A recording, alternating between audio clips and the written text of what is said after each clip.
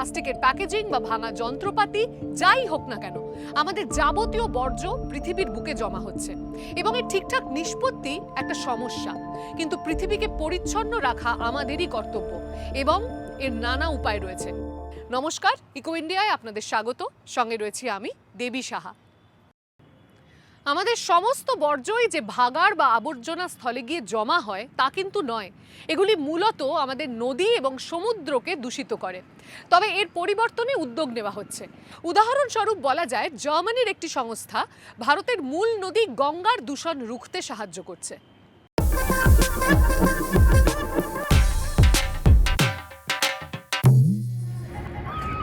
প্রতি বছর লক্ষ লক্ষ তীর্থযাত্রী ও পর্যটক ভারতের উত্তরপ্রদেশের বারাণসীতে গঙ্গা নদীতে পুণ্যস্নানে আসেন।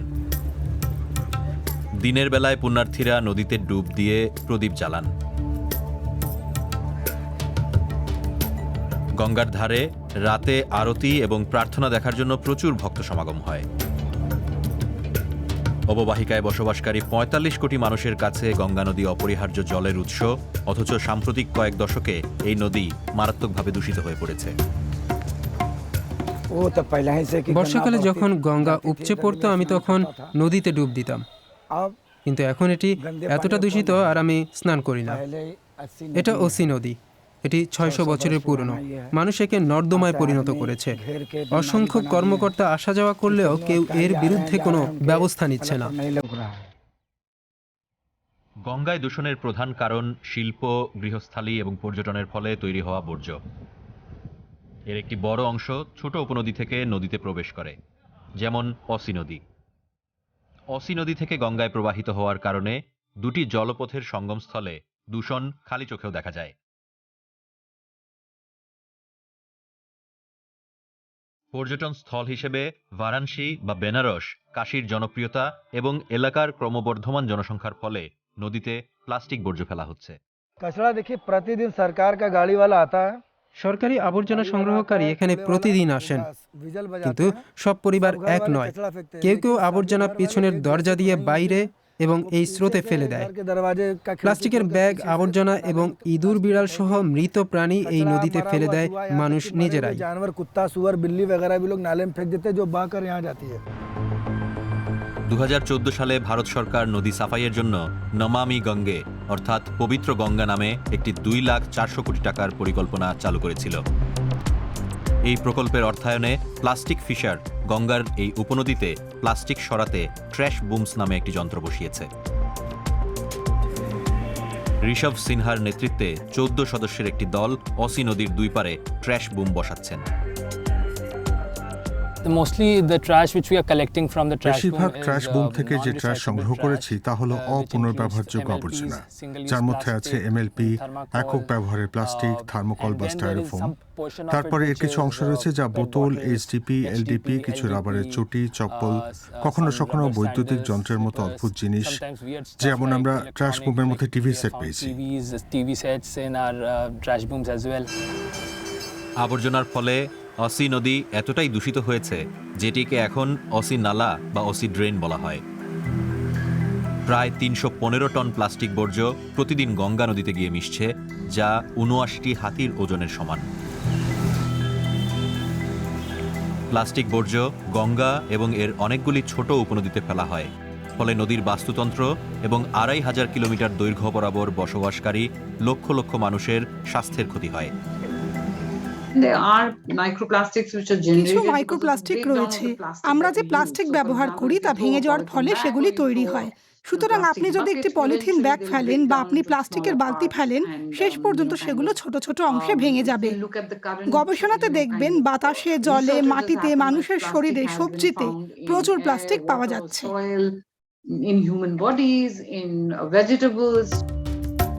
প্লাস্টিক ফিশারের দাবি, ট্র্যাশ বুমগুলি বারাণসীর দুটি নদী থেকে প্রতিদিন ২০০ থেকে ৩০০ কিলোগ্রাম প্লাস্টিক সংগ্রহ করে। সংস্থাটি গঙ্গার উপনদীগুলিতে প্লাস্টিক ডাম্পিংয়ের সমস্যা সমাধানের চেষ্টা করছে। এগুলি প্রধান নদীর তুলনায় অনেক সংকীর্ণ, যা বর্জ্য আটকানো সহজ করে তোলে।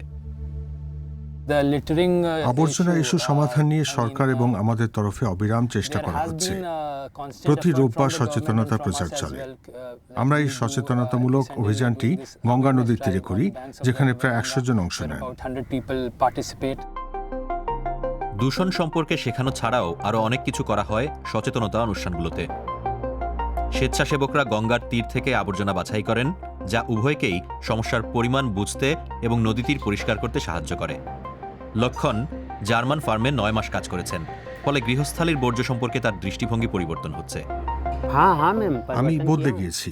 আমি বাড়িতে আবর্জনার পাত্র রাখি, আবর্জনা ঝাড় দিয়ে পাত্রে ফেলে দিই। শুধুমাত্র আমাদের বাড়িতে আসা আবর্জনা সংগ্রহকারীদের দেই। আবর্জনা সংগ্রহকারীরা আবর্জনা বাছাই করেন, পুনরুদ্ধারের পর সেগুলি পুনর্ব্যবহারকারীদের কাছে পাঠানো হয়। প্লাস্টিক ফিশার জানাচ্ছে 2021 সালের শুরুর পর এটি বারাণসী থেকে 47 টন প্লাস্টিক বর্জ্য সংগ্রহ করেছে, নইলে এর সবটাই গঙ্গার জলে গিয়ে মিশত। আপনি সবুজ শক্তিকে টেকসই বলে মনে করছেন, তবে এটি বর্জ্যের পরিমাণ বাড়িয়ে দিতে পারে। যেমন বায়ু টারবাইন। ইউরোপকে 2024 সালের মধ্যে 12,000 টারবাইন ভেঙে ফেলতে হবে। সাধারণত এই উপকরণগুলি আবর্জনা স্থলে গিয়ে জমা হয়, তবে পোল্যান্ডের ডিজাইনাররা এগুলিকে পুনর্ব্যবহারের অভিনব উপায় খুঁজে পেয়েছেন।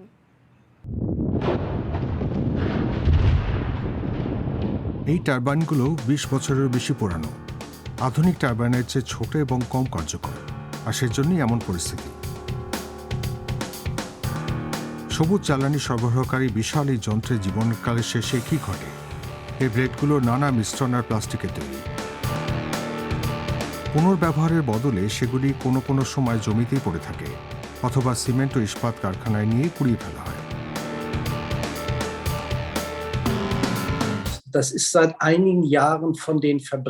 যেসব কারখানা এগুলোকে পোড়ানো হয় তারাও এ নিয়ে খুব একটা সন্তুষ্ট নয়। গ্লাস ফাইবারের সাথে থাকা এর রজনগুলি চুল্লি বা ছাইয়ে আঠার মতো লেগে থাকে। পরিবেশের ক্ষতির কথা বাদ দিলেও এটি আসলে আদর্শ কোনো সমাধান নয়।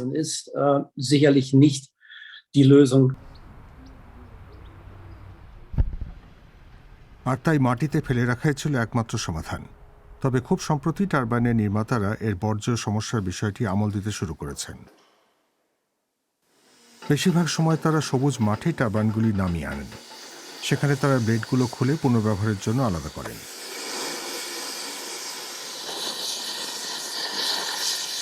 পোলিশ শহর ব্রৎসোয়াফের কোম্পানি আনমেট এই সমস্যার চমৎকার একটি সমাধান এনেছে। তারা জার্মানি থেকে পুরানো টারবাইনের ব্লেড এনে সেগুলিকে আসবাবে রূপ দিচ্ছে। এজন্য 12 মিটার লম্বা ব্লেডগুলো তারা বিভিন্ন অংশে কেটে নেয়।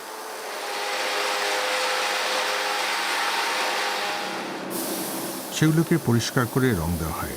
এরপর ভালো মানে কাঠের সমন্বয়ে তৈরি করা হয় চেয়ার, বেঞ্চ, টেবিল সহ নজর কাড়া সব আসবাব।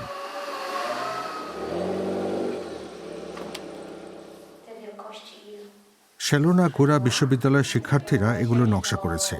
সেগুলো সারা পৃথিবীতে যাচ্ছে, যা নিয়ে তারা স্বভাবতই খুশি।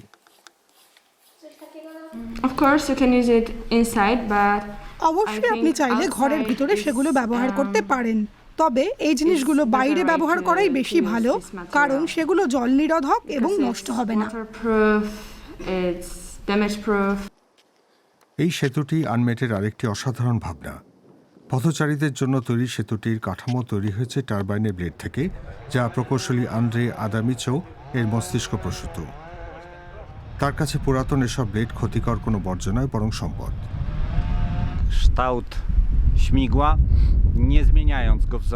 যেমন আমরা পাখাগুলোর আকার পরিবর্তন করিনি, আমরা 1 ডজন ব্লেড একসাথে করে একটি ভাস্কর্যের রূপ দিয়েছি, যার কারণে এটা খুবই আকর্ষণীয় এবং বিশাল হবে এবং এটা মানুষকে বিস্মিতও করবে।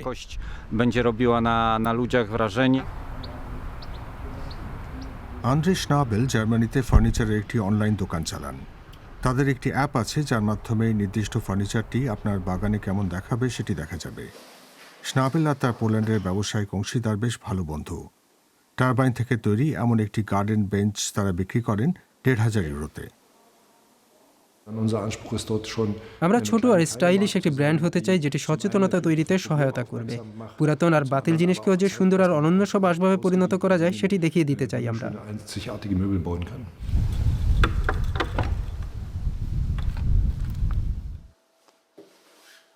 তার পোল্যান্ডের বন্ধু নতুন নতুন ডিজাইনের ভাবনা নিয়ে হাজির হন প্রতিনিয়ত। যেমন একটি টারবাইনের পাখাকে তারা ওয়াইন মজুতকারের রূপ দিয়েছেন। এমন পুনর্ব্যবহারের কোনো সীমা নেই। এ ধরনের কাজে ব্যবহারের জন্য টারবাইন ব্লেডেরও ঘাটতি নেই।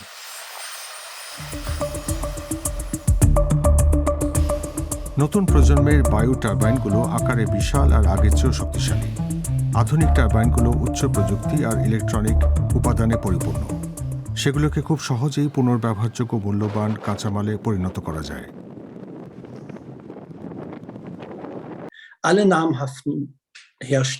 সব বৃহৎ নির্মাতারা এমনভাবে তাদের উপাদানগুলো তৈরি করছে যাতে সেগুলো সহজে পুনর্ব্যবহার উপযোগী করা যায়, যা পরিবেশগত দিক থেকে টেকসই, জ্বালানি সাশ্রয়ী এবং খরচও কমিয়ে দেয়। ভবিষ্যতের লক্ষ্য শতভাগ পুনর্ব্যবহারযোগ্য টারবাইন ব্যবহার। যেমন জার্মানি প্রতি বছর 1,500 নতুন টারবাইন বসানোর পরিকল্পনা নিয়েছে। কয়েক দশকের মধ্যে সেগুলির ব্লেড মূল্যবান কাঁচামালে পরিণত হবে।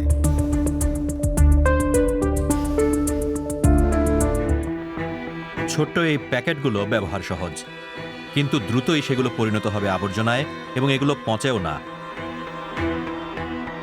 কাঁচামাল থেকে একটি সাশেট উৎপাদনের পর ময়লার ভাগাড়ে যাওয়া পর্যন্ত পুরো যাত্রায় কি হয় তা তুলে ধরেছি আমরা খুঁজে দেখেছি কেন সাশেটের সংখ্যা দ্রুত বেড়ে চলেছে, কেন ব্যবসায়ীদের কাছে সেগুলো এত আকর্ষণীয় এবং কেন সেগুলো পৃথিবীর জন্য এত ক্ষতিকর। আরও জানুন dw.com/plastic এই ঠিকানাতে। এত বেশি আবর্জনা কখনো কখনো মারাত্মক সমস্যা বলে মনে হতে পারে। রিসাইক্লিং বর্জ্য মোকাবিলা করবার একটি উপায়, তবে সবসময় এটি সহজ নয় এবং বেশিরভাগ সময় এটি বাড়ি থেকেই শুরু করতে হয়। ঘরের আবর্জনাগুলো জড়ো করে রাখছে সোয়ারা Shah. This is the kitchen waste. এটা রান্নার আবর্জনা, এটা শুকনো আবর্জনার কন্টেনার, আর এটা পচনশীল আবর্জনা। This is the wet waste. We keep this here. 2017 সাল থেকে থানের বাসিন্দারা নিজেদের আবর্জনা নিজেরাই আলাদা করার দায়িত্ব নিয়েছে। This is the wet compost which is being made. এটা And পচনশীল জিনিসের একটা কম্পোস্ট। we keep the আমরা রান্নার kitchen আবর্জনাগুলো waste here. এখানে রেখেছিলাম। This is এই the কম্পোস্ট compost ব্যবহারের which is জন্য being প্রস্তুত। ready. এটা শুকনো, যা dry. আমরা এখন গাছে We can দিতে keep it in পারবো। the plants directly now. 10 বছরের এই শিশু আর তার পরিবার নিজেদের পচনশীল আর শুকনো বা পুনর্ব্যবহারযোগ্য আবর্জনাগুলোকে আলাদা করে রাখে। এটা This is the electronic electronic বর্জ্য। waste. শুকনো আবর্জনাগুলো চাইলে একসঙ্গে রাখা যেতে পারে, কিন্তু সোয়ারা ও তার মা একটি প্রকল্পের অধীনে সেগুলোকেও ধরন অনুযায়ী আলাদা করে রাখছেন। আগে শুকনো আর পচনশীল এই দুই ভাগে ভাগ করতাম। 1 বছর আগে আমি হোয়াটসঅ্যাপ গ্রুপে জানতে পারি যে প্লাস্টিকও পুনর্ব্যবহার করা হয়। এরপর আমি প্লাস্টিকও আলাদা করতে শুরু করি। মুম্বইয়ের শহরতলি থানেতে একটি অ্যাপার্টমেন্টের বাসিন্দা তারা। এই কমপ্লেক্সে বসবাসরত 300টি পরিবারের 1/3 তাদের শুকনো আবর্জনাগুলো আলাদা করে এনজিও সমর্থ ভারত ভিয়াসপিদ বা SBVকে সরবরাহ করে। এনজিওটি প্রতি 2 সপ্তাহ পর পর সেগুলো সংগ্রহ করে। বাসিন্দারা নিজেরাই স্মার্টফোন অ্যাপের মাধ্যমে কাজটি সংগঠিত করে। থানের পৌরসভা কর্তৃপক্ষ প্রজেক্ট রেভিটালাইজেশন নামে এনজিওটির এই প্রকল্পের একটি আনুষ্ঠানিক লাইসেন্স দিয়েছে। পচনশীল নয় এমন বর্জ্যের ভাগাড়ে যাওয়ার পরিমাণ কমানো এর অন্যতম লক্ষ্য। প্রকল্পটির বয়স 4.5 বছর বলে জানালেন SBVর প্রধান নির্বাহী ভাটে সাওয়ান্ত। তাদের সংগ্রহের আওতায় এখন থানের 1 লাখেরও বেশি বাড়িঘর রয়েছে।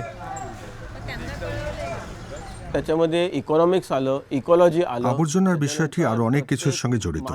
এর সঙ্গে অর্থনীতি, পরিবেশ, সামাজিক পটভূমি এবং সবচেয়ে গুরুত্বপূর্ণ বিষয় চক্রাকার অর্থনীতি সম্পর্কিত।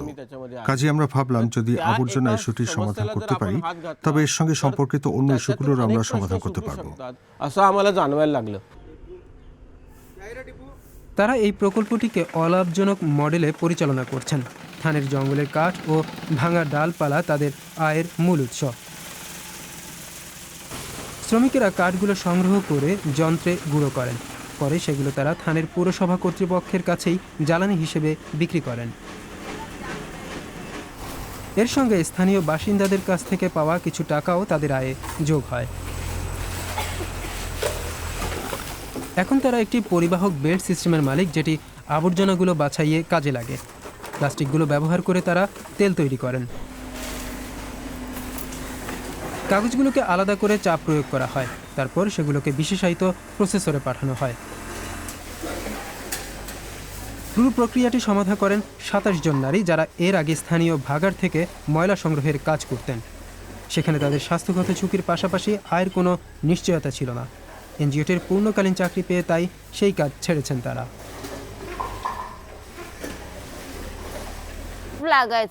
আমরা কাজ করতে গিয়ে বেশ চোট পেতাম, আমাদের পা কেটে যেত, সিরিঞ্জে, নখে বা অন্য কিছুতে আমাদের হাত ফুটো হয়ে যেত, কিন্তু বাঁচার জন্য আমাদের সেখানে কাজ চালিয়ে যেতে হতো।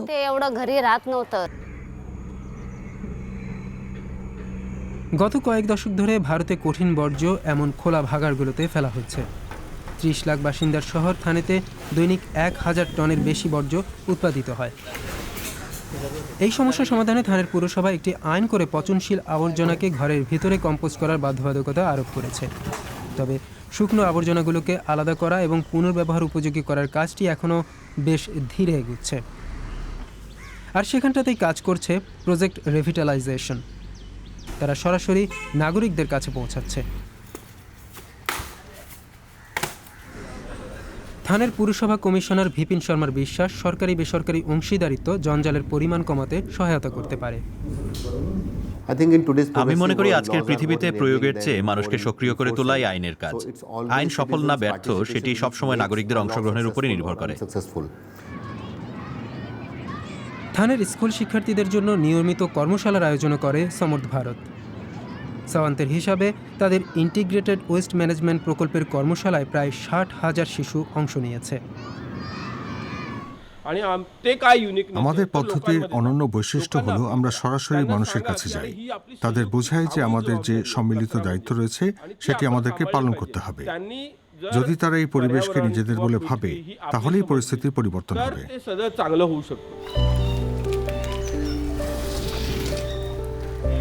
তার এই কাজ প্রতিবেশী শিল্প শহর ভিভান্ডিরও নজর কেড়েছে। সাওয়ান্তের দল এরই মধ্যে নতুন একটি প্ল্যান্ট চালুর কাজ শুরু করেছে। আবর্জনা সংগ্রহের জন্য শহর কর্তৃপক্ষ তাদেরকে বিশেষ ট্রাক দিয়েছে। ভিভান্ডির বাসিন্দাদের অবশ্য এখনও নিজেদের ঘরে বর্জ্য আলাদা করার ব্যাপারটি শিখতে হবে।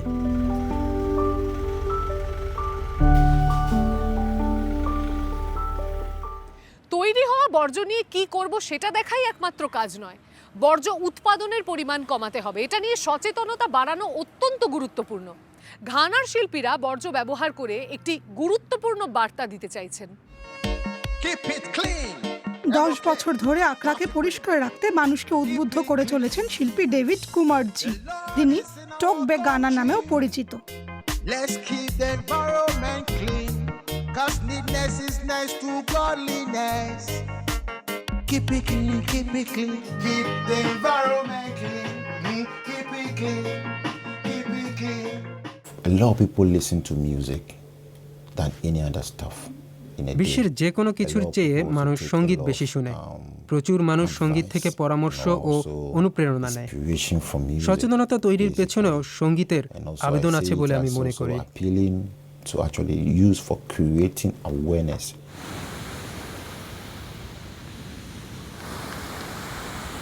ডেভিড কুমারজি শুধু তার স্টুডিওতে বসে গানই করেন না, তিনি মূলত একজন পরিবেশ কর্মী। প্রতি রোববার তিনি রাজধানী আকরার কোনো না কোনো সৈকতে ছুটে যান। একটি দলের সঙ্গে তিনি আবর্জনা কুড়ান। কয়েক ঘন্টা ব্যয় করে তারা এক একটি সৈকত পরিষ্কার করেন। স্বেচ্ছাসেবীরা বর্জ্যগুলোকে সেগুলোর ধরন অনুযায়ী আলাদা করেন, তারপর সেগুলো তারা পুনর্ব্যবহারকারী সংস্থার কাছে বিক্রি করেন।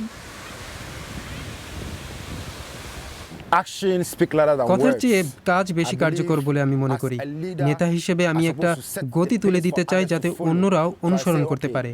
আর সেজন্যই আমি এটা করার সিদ্ধান্ত নিলাম, যাতে আমার অনুসারী, স্বজন এবং অন্যরা সেই উদাহরণ দেখতে পায়। আমি আমার প্রচেষ্টা চালিয়ে যাচ্ছি, অন্যরাও একে সফল করার জন্য অংশ নিতে পারে। আরেক শিল্পী এজুলফি ব্যান্টনও সৈকত থেকে আবর্জনা সংগ্রহ করেন। প্লাস্টিক বোতলের স্তূপের ভিতর আজকে তিনি জেলেদের জালের একটি ভাসমান বস্তু খুঁজে পেয়েছেন, যা তিনি ভালো কাজে লাগাতে পারবেন।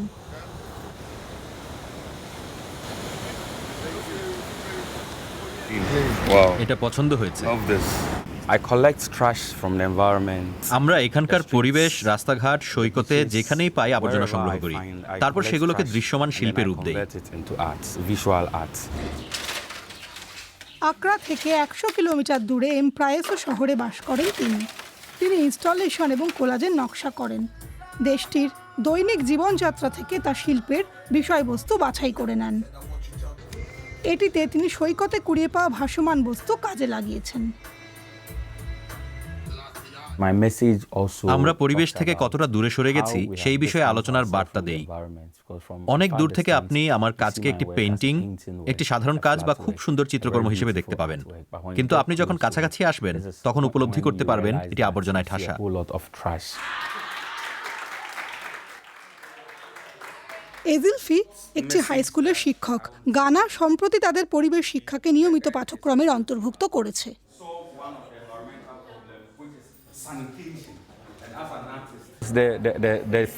আমরা যখন বয়স্ক হয়ে পড়ব তখন ভবিষ্যৎ প্রজন্মই আমাদের যত্ন নিবে এবং তারাই নিকট ভবিষ্যতে পরিবেশের যত্ন নিবে।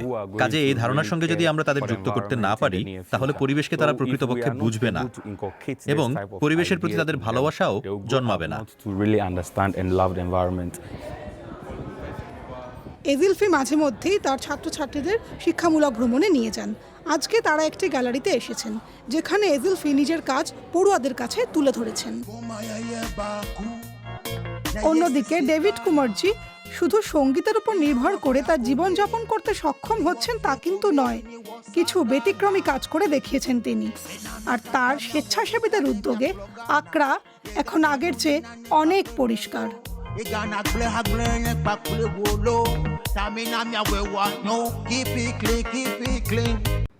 আর্ট থেকে ফ্যাশন, বিশ্বের সবচেয়ে বেশি দূষণের জন্য এই সব শিল্পগুলি দায়ী। বিশ্বব্যাপী বিশুদ্ধ জল দূষণের প্রায় 20% জন্য এটি দায়ী বলে অনুমান করা হয়। তবে পুনর্ব্যবহারের মাধ্যমে এবং উদ্ভাবনী উপকরণ খোঁজার মাধ্যমে সুতো আরও অনেক বেশি টেকসই হতে পারে। তুর্কির কিছু ফ্যাশন ডিজাইনার কয়েকটি উদ্ভাবনী ধারণা নিয়ে কাজ করছেন, চলুন সেগুলি দেখা যাক।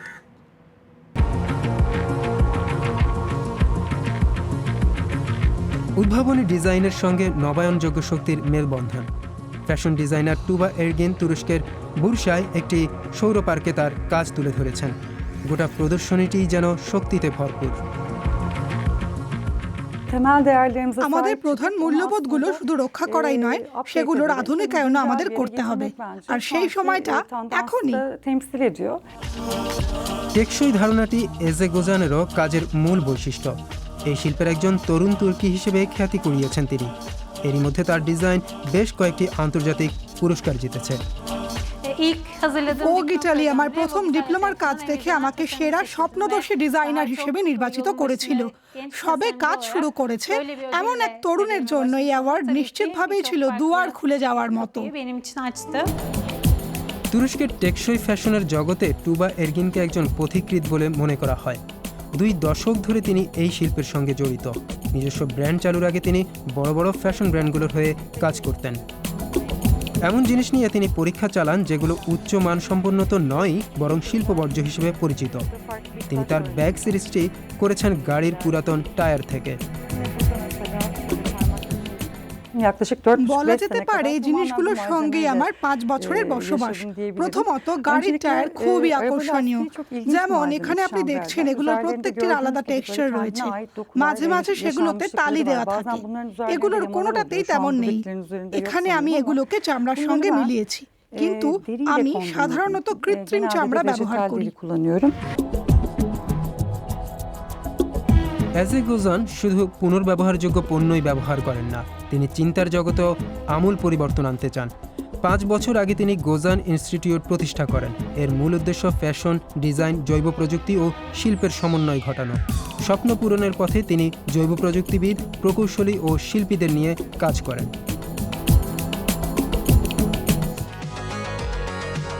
টুবা এরগিন বিশ্বাস করেন ফ্যাশন শিল্পের উৎপাদন প্রক্রিয়া নিয়ে পুনরায় ভেবে দেখার সময় এসেছে। মানুষ এখন আগের চেয়ে বেশি সচেতন। আমরা এখন এমন এক প্রক্রিয়ার মধ্যে দিয়ে যাচ্ছি যা আরো বহু আগেই শুরু করা উচিত ছিল। প্রকৃতি থেকে নেওয়া সবকিছু এখন ফেরত দিচ্ছি। এটা কি আমি বলি বায়ো ডিজাইন, এটা এক ধরনের ক্ষমা প্রার্থনা। এজেগোজান এবং টুবা এরগিন নতুন প্রজন্মের ডিজাইনার যারা টেকসই ব্যাপারটিকে তাদের কাজের কেন্দ্রে রেখেছেন। বর্জ্যবিহীন পৃথিবী একটি অলীক কল্পনা। কিভাবে পরিবেশ বান্ধব জীবনযাপন করা যায় তা দেখতে হবে। যে জিনিসের আর প্রয়োজন নেই তা নিয়ে কি করা উচিত সে ব্যাপারে আরও সৃজনশীল চিন্তাভাবনার প্রয়োজন। আজকের মতো এই পর্যন্তই। আবারও দেখা হচ্ছে আপনাদের সঙ্গে আগামী সপ্তাহে। ভারত এবং জার্মানি, আমাদের এই দুটি টিমের তরফ থেকেই আপনাদেরকে অসংখ্য ধন্যবাদ ইকো ইন্ডিয়ার আজকের পর্বটি দেখবার জন্যে।